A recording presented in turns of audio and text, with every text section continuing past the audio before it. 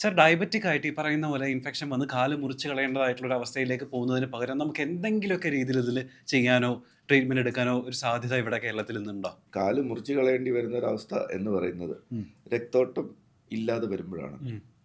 അപ്പോൾ ചികിത്സയുടെ പ്രാഥമികമായ ലക്ഷ്യം എന്താണെന്ന് വെച്ചാൽ എങ്ങനെ ആ ഭാഗത്തേക്ക് രക്തോട്ടം മെച്ചപ്പെടുത്താം എന്നുള്ളതാണ്. ഉം.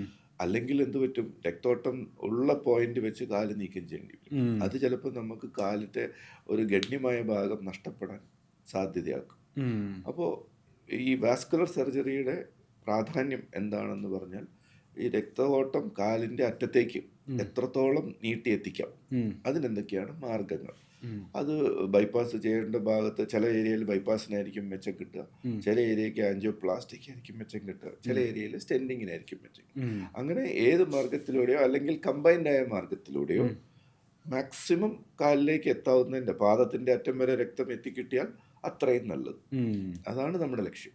അങ്ങനെയാണ് നമ്മൾ ഈ ആംപുട്ടേഷൻ ഒഴിവാക്കാൻ ശ്രമിക്കുന്നത്. ഒരു സിഗ്നിഫിക്കൻറ്റ് പെർസെൻറ്റേജ് രോഗികളിലെങ്കിലും ഇതുപോലത്തെ integrated treatment which includes bypass surgery, angioplasty or stenting, ഏതാണ് സൂട്ടബിൾ അല്ലെങ്കിൽ ഏതാണ് വേണ്ടത്, അങ്ങനത്തെ ഒരു കമ്പൈൻഡ് പ്രൊസീജിയറിന് കുറേ പേരിലെങ്കിലും കാലിലേക്കുള്ള രക്തോട്ടം സിഗ്നിഫിക്കൻ്റ് ആയിട്ട് ഇമ്പ്രൂവ് ചെയ്യിക്കാൻ പറ്റും. ഓക്കെ.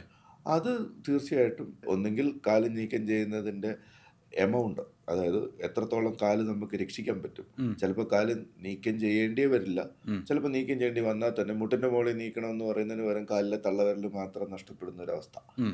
അത് രോഗിക്ക് തീർച്ചയായിട്ടും ഒരു അഡ്വാൻറ്റേജസ് സിറ്റുവേഷനാണ്.